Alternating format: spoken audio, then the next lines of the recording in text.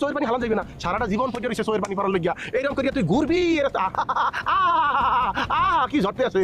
এবার মনা পাগলার সাথে সেকেন্ড চেয়ারম্যানের বিয়ে হতে চলছে আগামী পর্বে। বিস্তারিত জানতে সম্পূর্ণ ভিডিওটি দেখতে থাকুন।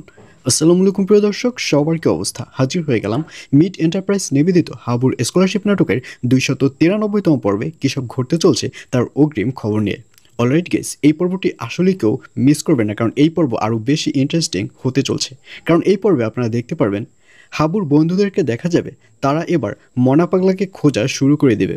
কারণ গত পর্বে আপনারা তো দেখতেই পেরেছেন যে সেকেন্ড চেয়ারম্যান যেহেতু ডিলে হেরে গেছে, সেহেতু তার সাথে এবার মনা পাগলার বিয়ে দেওয়া হবে।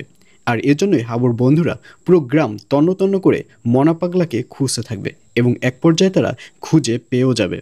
আর অন্যদিকে গ্রামের মধ্যে এই খবরটি রটিয়ে যাবে। গ্রামের সবাই এবার জানতে পারবে যে সেকেন্ড চেয়ারম্যানের সাথে মনা পাগলার বিয়ে হতে চলছে। আর এই ব্যাপারটি যখন গ্রামে গ্রামে জনে জনে রটিয়ে যাবে, তখন সেকেন্ড চেয়ারম্যানের মান সম্মান সব কিছু মাটির নিচে চলে যাবে এবং এক পর্যায়ে সেকেন্ড চেয়ারম্যানকে দেখা যাবে সে বাসায় বসে বসে কান্না করবে।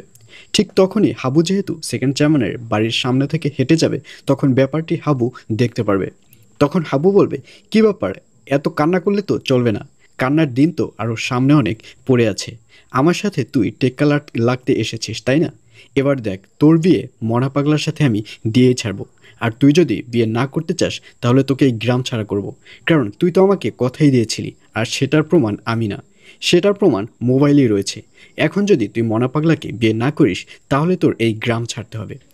আর এই কথা শুনে সেকেন্ড চেয়ারম্যানকে দেখা যাবে তার দু চোখ থেকে পানি পড়তে থাকবে। তখন হাবু বলবে, না এখন কান্না করা যাবে না, তোকে এমনভাবে আমি মারবো তুই মৃত্যুর জন্য অপেক্ষা করবি, আর সেই অপেক্ষার জন্যই তোর ওয়েট করতে হবে। এইসব বলতে দেখা যাবে হাবুকে। আর এছাড়াও থাকবে আরও আশ্চর্য সকল ঘটনা।